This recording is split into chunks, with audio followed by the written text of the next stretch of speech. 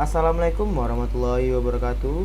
Kami dari kelompok 1 akan mempresentasikan materi kami yang berjudul komputer forensik. Untuk lebih jelasnya, mari kita simak penjelasannya berikut. Check it out. Sebelum kami masuk ke pembahasan kami yaitu tentang komputer forensik, saya akan menceritakan satu kasus dulu. Nah, pada tahun 2002, penyidik juga menemukan sebuah hard disk di rumah Robert Hansen, seorang agen FBI. Hansen ini mengakses sistem komputer pemerintahan yang sebenarnya tidak bisa diaksesnya. Nah, si Hansen ini juga menginskripsikan atau memberi password sandi ke dalam hard disk tersebut sehingga kepolisian tidak bisa akses hard disk tersebut, dan juga sistem pemerintahan tersebut juga tidak terbaca apakah Hansen ini ada masuk ke dalam sistem tersebut untuk mengetahui file-file rahasia tersebut. Meskipun kasus tersebut bukanlah topik utama dalam bab ini, tapi dalam kasus tersebut kita bisa menunjukkan beberapa hal penting dalam pembahasan ini. Yang pertama yaitu pemanfaatan teknologi informasi dengan komputer dan PDA atau Public Display Application, dengan atau tanpa jaringan, bisa dengan network, itu bisa dengan offline, penggunaan hard disk dan floppy disk. Yang kedua, ada perbuatan melawan hukum, seperti penyerangan seksual, pembuatan akses pada sistem komputer pemerintah yang sangat rahasia, dan penyebaran pornografi misalnya. Yang ketiga, adanya bukti-bukti digital termasuk yang sudah di-delete dan data encrypted. Yang keempat itu ada keadaan komputer ketika Anda digeledah akan dan disita. Ada yang dalam keadaan menyala, dan ada juga yang sedang tidak aktif atau hibernation, dan ada juga yang mati. Semua ini memerlukan penanganan khusus dan tenaga ahli yang khusus. Dalam bab ini ada dua hal pokok utama dalam komputer forensik. Yang pertama yaitu segi teknis yang berkenaan dengan teknologi, yang di dalamnya ada komputer, internet, jaringan dan sebagainya. Dan alat-alatnya juga seperti Windows, hard disk, Unix dan lain-lainnya. Yang kedua yaitu dari segi teknis hukumnya, yang berkenaan dengan upaya pencarian bukti, penggeledahan dan penyitaan serta penanganan bukti dan alat bukti tersebut. Nah, teman-teman pasti juga banyak bertanya dong, apa itu komputer forensik? Komputer forensik adalah suatu penerapan teknik-teknik analitis, investigatif untuk mengidentifikasi, mengumpulkan, memeriksa, dan melindungi bukti atau informasi yang dalam bentuk digital. Nah, bukti digital ini sangat rentan terhadap kasus-kasus kejahatan seperti kasus yang saya ceritain tadi, karena bukti-bukti digital ini sangat rentan untuk dihapus, untuk dihilangkan lah. Nah, komputer forensik ini juga lah yang sangat berpengaruh dalam hal melakukan audit investigasi, karena komputer forensik ini adalah ilmu tentang pemulihan dan analisis dari data yang secara elektronik. Ada tiga hal utama juga dalam komputer forensik, yaitu yang pertama adalah pengambilan image atau gambar. Setelah mendapatkan gambar tersebut, kita masuk ke processing.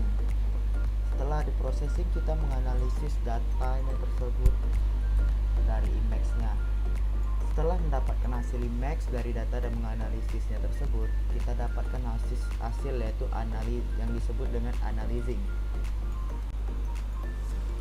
Nah, pada proses hukum tersebut sering juga kita kenal dengan cybercrime atau beberapa kasus kejahatan, diantaranya yaitu adalah penyalahgunaan dan penipuan melalui internet, pemerasan, pengungkapan rahasia perusahaan, kegiatan mata-mata, dan yang terakhir adalah penyimpanan informasi berkenaan dengan perencanaan. Nah, disitulah para audit investigatif ini juga harus mengerti hal-hal tentang komputer forensik ini, karena hal tersebut sangat membantu dalam hal penyelidikan. Biasanya para pelaku kejahatan tersebut, cara yang paling aman dalam menghancurkan data-data sensitif yang sudah ada di komputer biasanya dengan cara menghancurkan hard disk tersebut secara fisik. Ya, bisa dihancurkan, dipijak gitu kan. Nah, selanjutnya yaitu proses yang ketiga, yaitu analyzing. Nah, pada tahap inilah para investigator menunjukkan keahliannya, kreativitasnya, dan penerapan gagasan orisinalnya dan juga wawasannya. Spesifikasi dari Disk Imaging Tool: peralatan komputer forensik yang canggih, akurat, dan andal mutlak diperlukan dalam menginvestigasi kejahatan yang melibatkan komputer.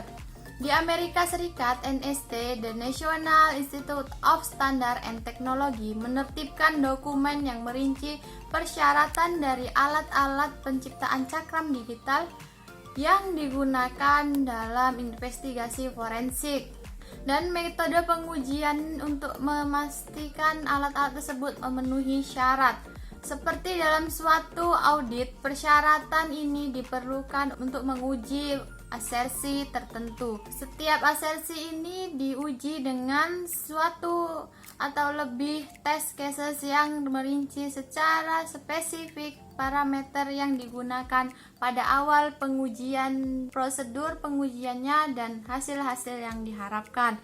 Persyaratan dan metode pengujian ini dikembangkan oleh beberapa atau sekelompok ahli dalam bidang Disk Imaging Tools yang berpengalaman melakukan investigasi yang memanfaatkan dari peralatan semacam itu.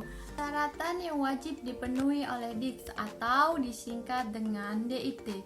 1. DIT tidak boleh mengubah objek aslinya. 2.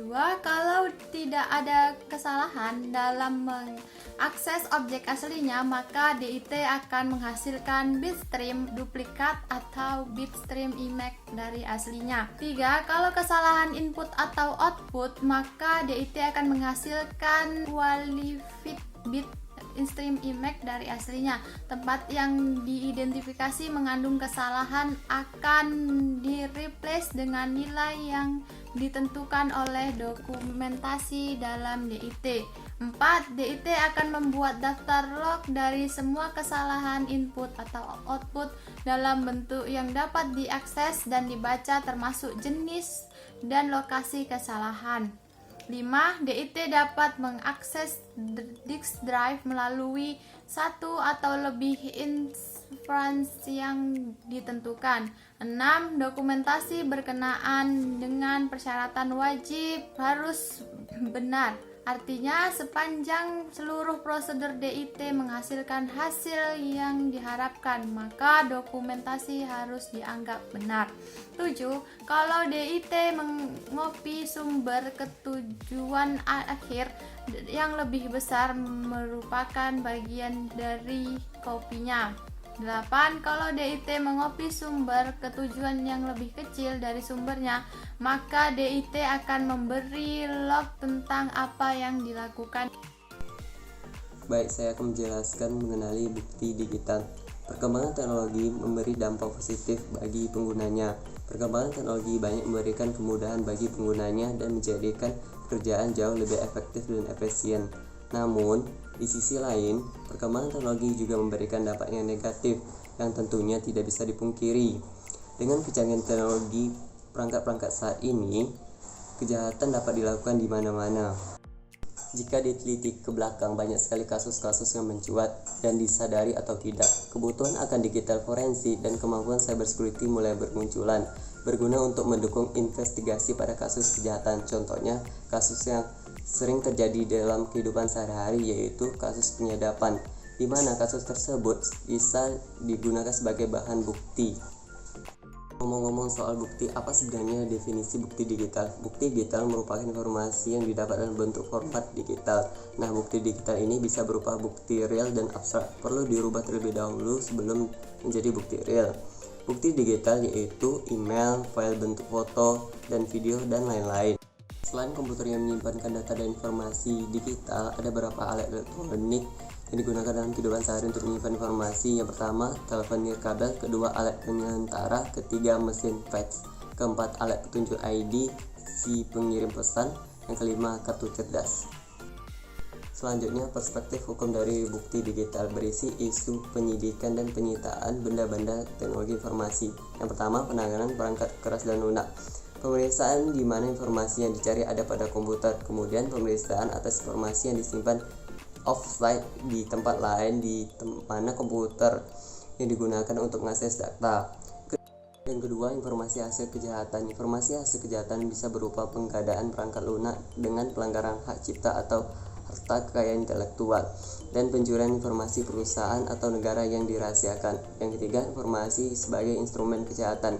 Informasi dapat digunakan sebagai alat instrumen untuk melakukan kejahatan, misalnya perangkat lunak yang dirancang khusus untuk pembukaan kode atau password, untuk memperoleh daftar nomor kartu kredit yang hilang atau dicuri.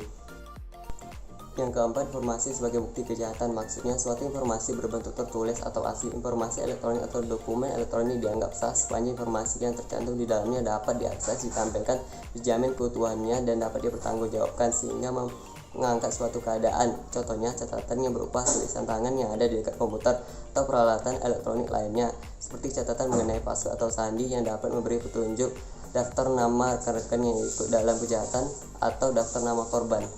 Baiklah, di sini saya akan menjelaskan mengenai data mining atau penambangan data. Mungkin teman-teman sekalian bertanya-tanya, apa sih itu data mining? Data mining adalah suatu proses pengerukan atau pengumpulan informasi penting yang berada dalam data besar. Dalam data mining ada suatu yang diekstraksi atau ditarik ke permukaan. Ini tidak berbeda dengan extraction pada pertambangan pada umumnya, seperti pada pertambangan emas, tambang, perak, dan lain-lain. Yang diekstraksi adalah hidden predictive information atau informasi tersembunyi yang bersifat prediktif. Kemampuan mengekstraksi informasi seperti inilah yang membuat data mining suatu teknologi yang sangat ampuh. Misalnya sebagai alat marketing atau investigasi. Perkembangan data mining. Ini data mining yang dikenal sering merupakan perjalanan panjang dalam penelitian pengembangan, seakan-akan suatu evolusi yang dimulai sejak data bisnis untuk pertama kalinya disimpan dalam komputer. Data mining melanjutkan proses evolusi ini, bukan sekedar pengaksesan data secara retrospektif, tetapi terus berkembang sampai pengaksesan data navigasi dan untuk penyampaian informasi yang proaktif dan proaktif. Data mining siap untuk aplikasi bisnis, termasuk investigasi, karena didukung oleh 3 teknologi yang saat ini sudah matang, yaitu teknologi untuk mengumpulkan data secara besar-besaran, ada yang multiprosesor komputer yang sangat tangguh, dan tersedianya data mining algorithm. Nah, setelah kita tadi mendengarkan penjelasan sebelumnya dari teman saya tentang apa itu data mining, kita akan melanjutkan tentang apa itu data integration ataupun penggabungan data. Nah, di dalam data integration ini, sang investigator dapat menganalisis data yang tersimpan di dalam media penyimpanan data untuk mencari tahu apa yang mereka cari. Nah, langsung saja kita kepada contoh kasus. Nah, ada contoh kasus yang ceritanya seperti ini.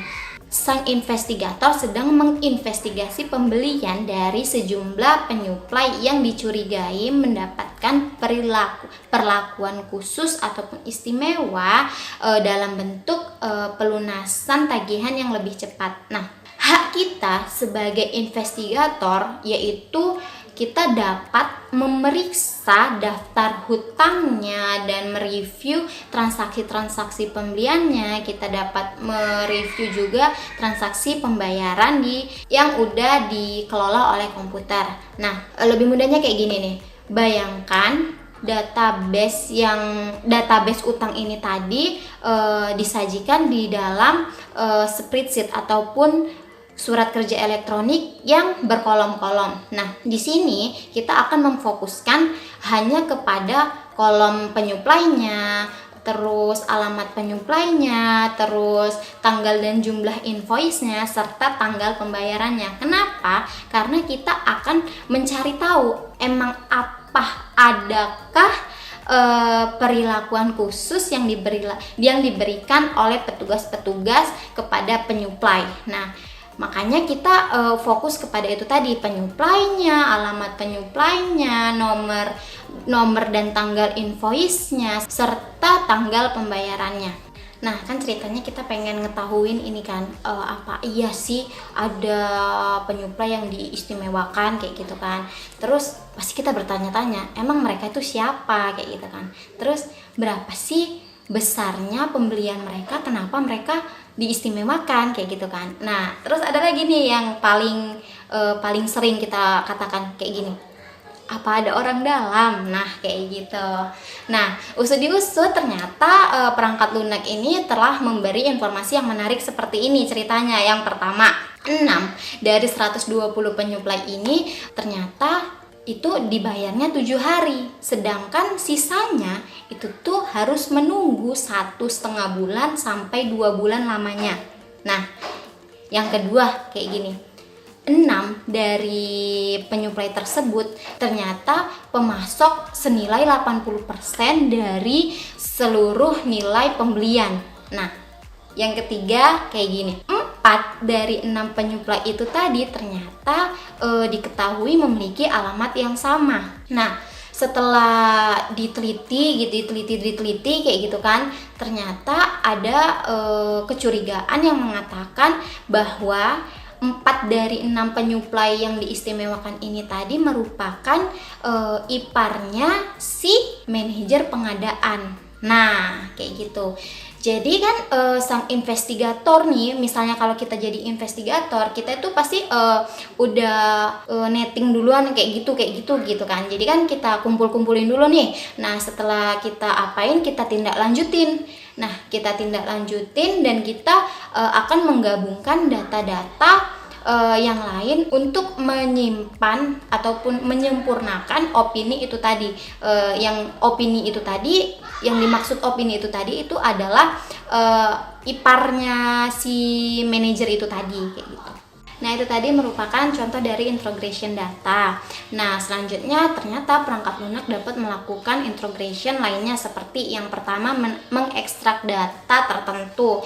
Seperti pada kasus sebelumnya, kasus yang tadi itu kita hanya berfokus kepada kolom-kolom tertentu seperti penyuplainya, alamat penyuplainya, transaksinya, seperti itu. Yang kedua, mengekspor record yang kita pilih ataupun kita menciptakan file baru. Yang ketiga, mensort data. Yang keempat, meng-create CV ataupun pembelian yang lengkap dengan faktur. Yang kelima itu mensummarize. Yang keenam, menstratify data. Dan yang ketujuh, melakukan analisis umur. Nah, kita analisis lagi nih umurnya berapa kayak gitu kan. Yang kedelapan yaitu menggabungkan file. Kita akan menggabungkan file-file yang telah kita dapat sehingga kita dapat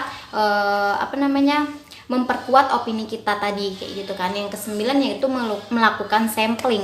Nah, yang terakhir ada melakukan digital analisis berdasarkan Binford Law ataupun hukum yang memperkirakan adanya kemunculan sebuah angka di dalam serangkaian data.